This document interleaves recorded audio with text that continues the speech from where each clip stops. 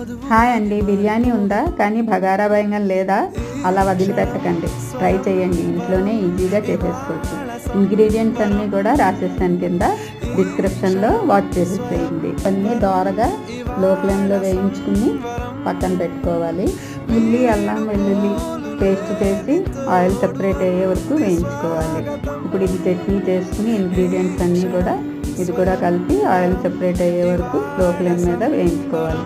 Tomato puree వేసి బాగా కలపాలి.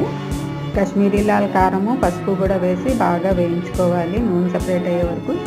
జీలకర్ర, గరం మసాలా కూడా వేసి చింతపండు నీళ్లు కూడా యాడ్ చేసి మరగనివ్వాలి.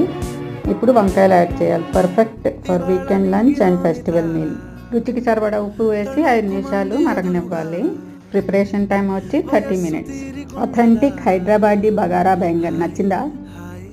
రైస్, రోటీస్కి కూడా సైడ్ డిష్గా చాలా బాగుంటుంది.